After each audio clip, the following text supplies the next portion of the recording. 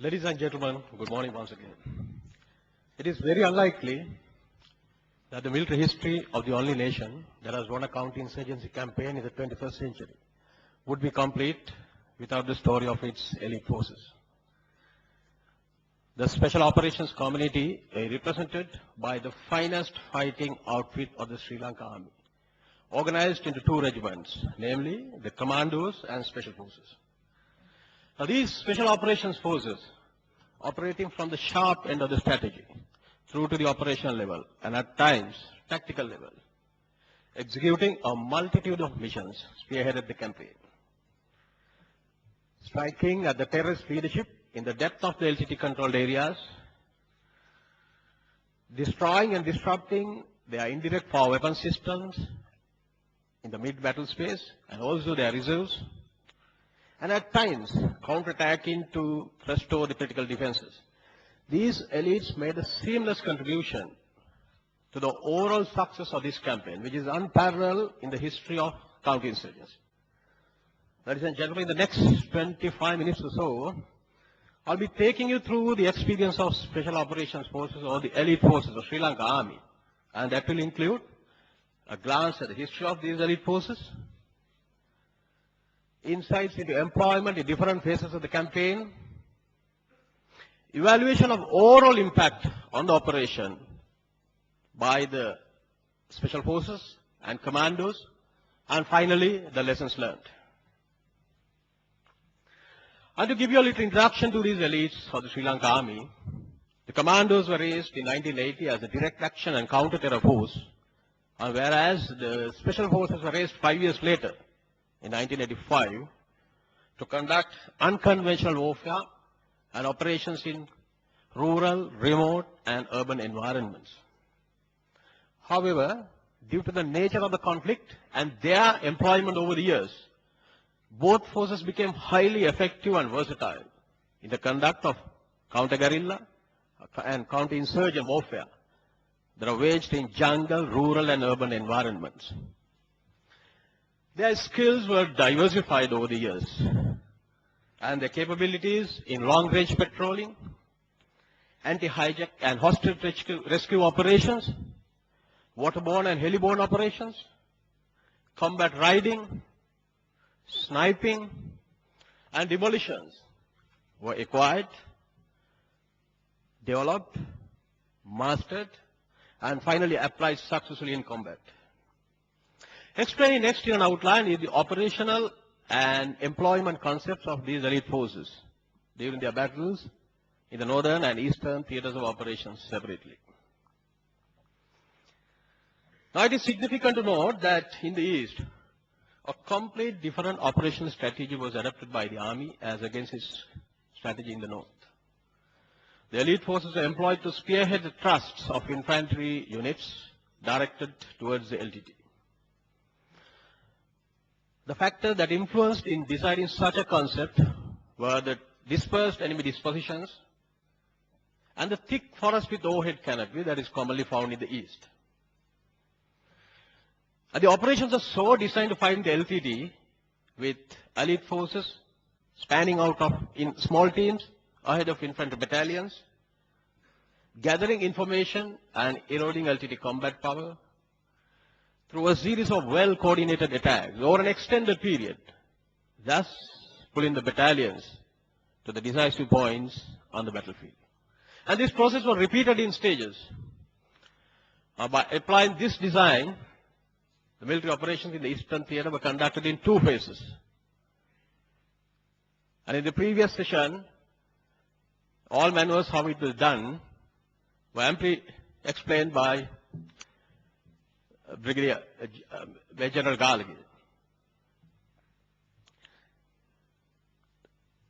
During the operation in the Eastern Theater, it was phased out to conduct operation in two phases. And in the phase one, Special Forces supported by some infantry units captured the northern part of the theater, whereas in the second phase, Commandos supported by some infantry units captured the remaining part of the LTT part of the theater. When the humanitarian operations were extended to the north, The elite forces were employed to operate across the entire width and depth of the 1E operational theater. The 1E operation is usually called the Northern Operational Theater.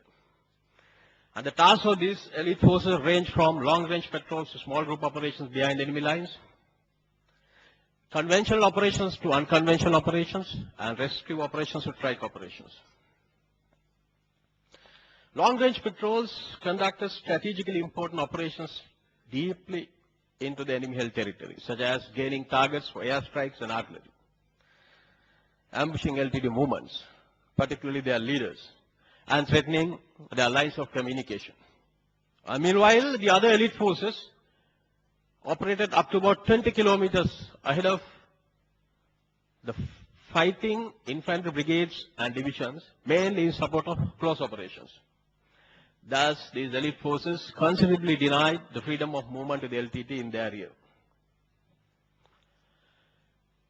It could be safely said that the advantages gained in the battlefield by successful operations of elite forces were well exploited by the infantry.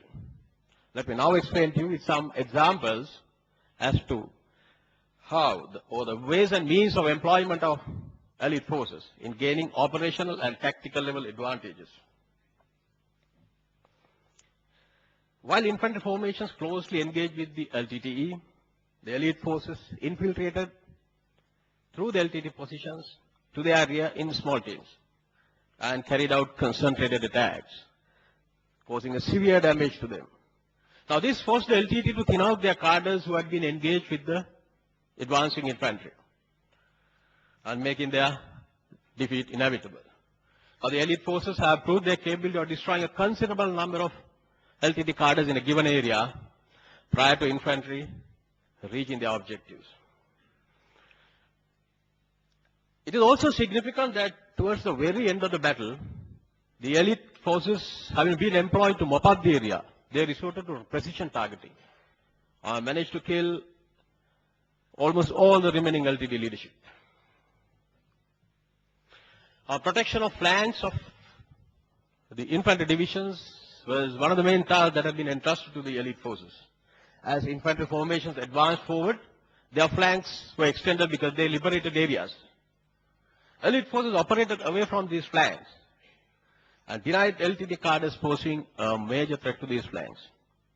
A classic example for this is that when the 5-7 division was leaning on Kilinochchi and the Task Force 2 defenses had stretched to its limits, the army had a somewhat peculiar defense configuration with over 50 kilometer open flank, which was very vulnerable. The effective domination of this flank by the elite forces ensured that both divisions were able to capture their objectives without much interference from their flanks.